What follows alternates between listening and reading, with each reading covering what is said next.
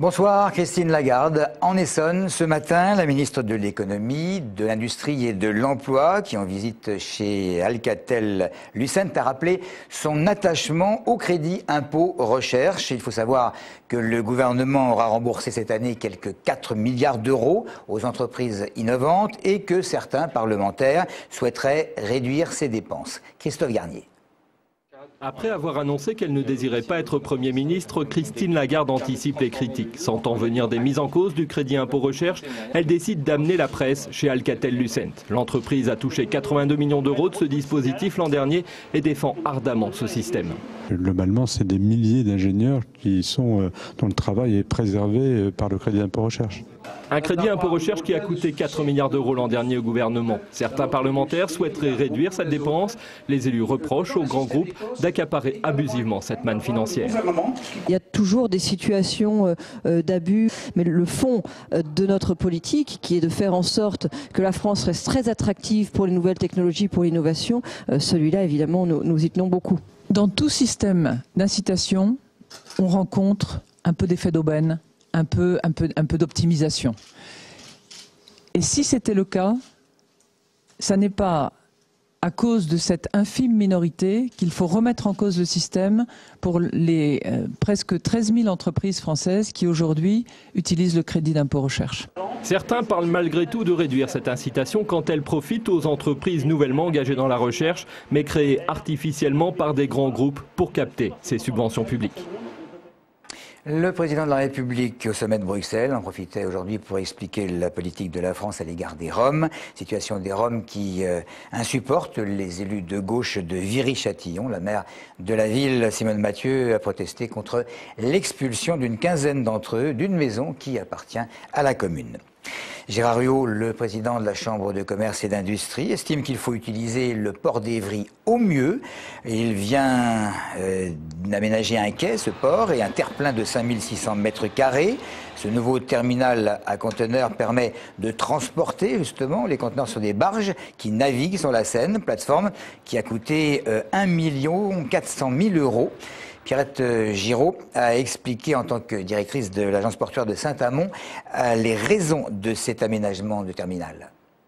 On est dans un bassin de consommation qui est extrêmement important dans la région Île-de-France et que le port de Paris aménage des ports à conteneurs, un maillage de ports à conteneurs de façon à améliorer l'approvisionnement par conteneur. Il y a une demande très forte à ce niveau-là. On le sait bien en Essonne, mais dans toute la France également, depuis plusieurs mois, les salariés des hôpitaux se mobilisent contre le projet de réorganisation de la PHP, l'assistance publique des hôpitaux de Paris. Eh bien, ce projet a été adopté hier par le conseil de surveillance. Le rappel des faits avec Virginia Forgac.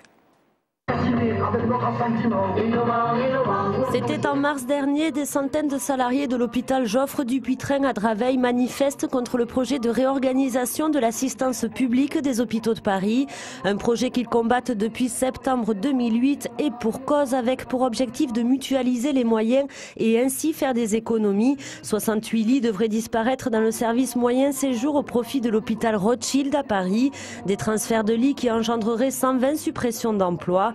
Le cas particulier de l'hôpital Joffre du Puytrain s'inscrit dans le vaste projet de la PHP de regrouper les 37 établissements franciliens en 12 groupes hospitaliers et ainsi réduire le déficit qui pourrait atteindre les 95 millions d'euros cette année, avec pour objectif de rétablir l'équilibre à l'horizon 2012. Ce plan a été adopté mercredi par le conseil de surveillance de l'assistance publique à 10 voix contre 5. Un autre établissement serait concerné par cette réorganisation, l'hôpital Clémenceau à Chanqueuil, mais la PHP n'a pu pour le moment nous fournir plus de détails. Comme chaque jeudi, une pensée particulière pour les deux journalistes de France 3 enlevés le 30 décembre dernier, Hervé Gasquière et Stéphane Taponnier, qui seraient en bonne santé. Téléson s'est associé, vous le savez, à tous les médias qui rappellent chaque semaine leur captivité en Afghanistan.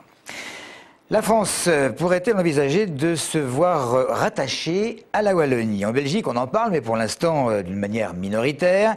Nous avons voulu savoir ce que penseraient les Essonniens de ce rattachement. Pourquoi pas s'ils ont envie. Je ne vois pas l'intérêt de casser la Belgique. Il faudrait voir dans quelles conditions ça se passerait. C'est bête, c'est un petit pays chouette. C'est des frères entre eux. Alors je ne vois pas pourquoi les Flamands ils veulent se séparer de la francophonie. C'est quoi, c'est un projet? C'est une blague? Je préfère que la Belgique reste la Belgique. C'est un problème, je pense, belge, plus que français. Le problème, c'est qu'en Wallonie, il y a autant de chômeurs qu'en France. Elle peut être française, elle a été française auparavant. Faut qu'ils restent belges, je pense qu'ils veulent rester belges. Laissons la Belgique comme elle est. Et ça peut se faire à longue échéance. Ça ferait peut-être un grand département de plus. Bruxelles a besoin d'argent aussi. Les Wallons n'en ont pas, les Flamands en ont. On ne peut pas décider comme ça, de rattacher comme ça la Wallonie à la France. Je serais bien content que la Belgique soit parmi nous. Quand on se contente de nos problèmes ici, avant d'aller prendre d'autres personnes et ramener sur la France. Voilà, sans transition, l'école départementale de théâtre, elle se trouve, vous le savez peut-être, à Corbeil, et elle propose aux personnes non débutantes, âgées de 16 ans et plus, qui désireraient parfaire leur formation, elle leur propose 2 ateliers d'enseignement théâtral de 3 ou 6 heures par semaine. Ça se passe les lundis ou les jeudis. L'inscription, elle est possible en téléchargeant tout simplement le dossier, vous le voyez, sur www.edt.91 ou en téléphonant. Le démarrage des cours, c'est en octobre.